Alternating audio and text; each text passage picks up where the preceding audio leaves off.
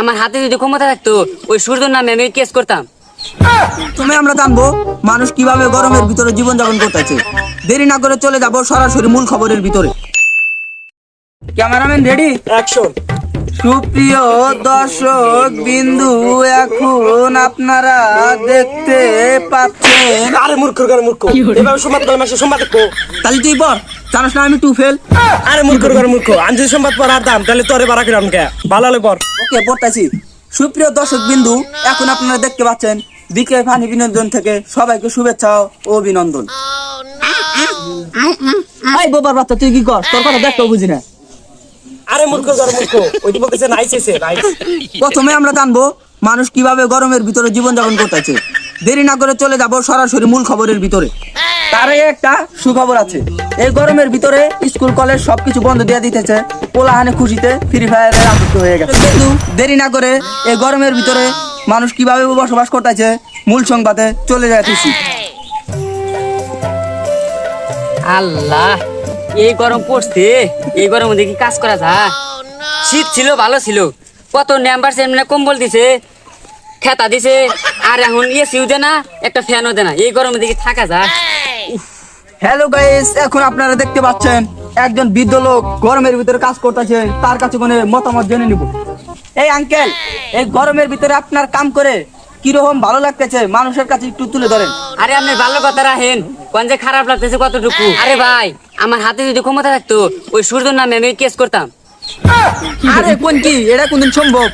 Uncle, আপনার কি ক্ষতি করতে সূর্যে? আপনি সূর্যের বিরুদ্ধে কেস করবেন? আরে ভাই, কেস করতাম না কি করতাম? সূর্য কি কোনো ক্ষতি করছি? এই গরমের মধ্যে রোদ দেয় তো। বিন্দু, এখন আপনারা তো শুনলেন মানুষের সূর্যের বিরুদ্ধে খেপে আছে।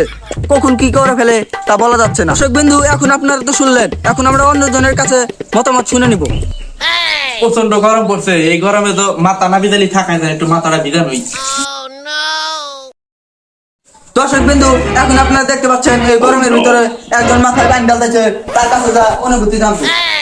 আরে আঙ্কেল, দেখতেই তো পাচ্ছেন এই গরমের মধ্যে মাথাটা তো হড় হয়ে গেছে গা, পানি না নিলে থাকা আছি না। আপনি অন্য ধরেন কাছে সাক্ষাৎকার করেন। সারাদিন যে আপনি মাথার ভিতরে পানি ঢালেন, রাইতে কি করেন?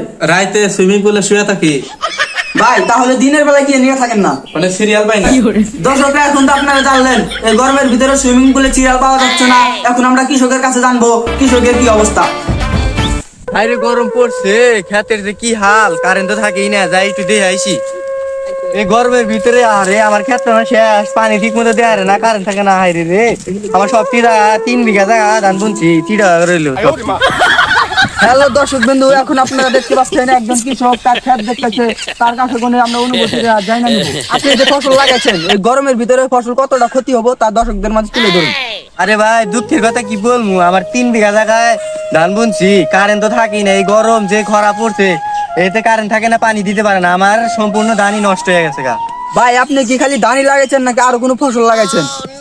ভাই, 3 বিঘা জায়গায় ধান বুনছি, আর 4 বিঘা জায়গা থুয়া দিছি যে পাট বুনমু। তা তো আল্লাহ বৃষ্টি দিতেছে না, যে খরা চালাইছে, আল্লাহ বৃষ্টি দিলেই পাট বুনালাম। দর্শক বিন্দু, এখন আপনারা তো শুনলেন এই গরমের ভিতরে কৃষকরা কতটা ক্ষতিগ্রস্ত হয়েছে। তো আপনারা দেখলেনই, আমার একটা অনুরোধ, সরকার যেন কৃষকদের কিছু অনুদান করে।